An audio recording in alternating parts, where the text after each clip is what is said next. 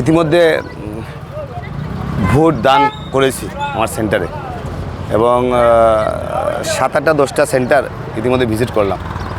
মানুষের আন্তরিকতা, স্বতঃস্ফূর্ততা, বিজেপির শাসন ব্যবস্থায় যেভাবে উন্নয়নের একটা বাতাবরণ সৃষ্টি হয়েছে, মানুষ উন্নয়নের সঙ্গে থাকতে চায় এবং স্পেশালি এবার কাঠিগড়ার জনসাধারণ সিদ্ধান্ত নিয়েছে যে উন্নয়ন চাই, শাসক দলের সঙ্গে বিধায়ক চাই।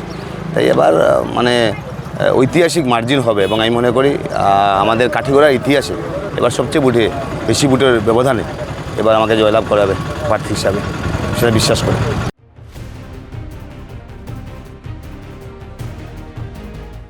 ইতিমধ্যে ভোট দান করেছি আমার সেন্টারে এবং 7-8টা 10টা সেন্টার ইতিমধ্যে ভিজিট করলাম। মানুষের আন্তরিকতা, স্বতঃস্ফূর্ততা, বিজেপির শাসন ব্যবস্থায় যেভাবে উন্নয়নের একটা বাতাবরণ সৃষ্টি হয়েছে, মানুষ উন্নয়নের সঙ্গে থাকতে চায় এবং স্পেশালি এবার কাঠিগড়ার জনসাধারণ সিদ্ধান্ত নিয়েছে যে উন্নয়ন চাই, শাসক দলের সঙ্গে বিধায়ক চাই।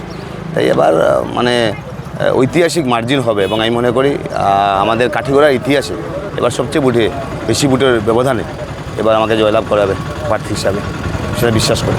ইতিমধ্যে ভোট দান করেছি আমার সেন্টারে এবং 7-8টা 10টা সেন্টার ইতিমধ্যে ভিজিট করলাম। মানুষের আন্তরিকতা, স্বতঃস্ফূর্ততা, বিজেপির শাসন ব্যবস্থায় যেভাবে উন্নয়নের একটা বাতাবরণ সৃষ্টি হয়েছে, মানুষ উন্নয়নের সঙ্গে থাকতে চায় এবং স্পেশালি এবার কাঠিগড়ার জনসাধারণ সিদ্ধান্ত নিয়েছে যে উন্নয়ন চাই, শাসক দলের সঙ্গে বিধায়ক চাই।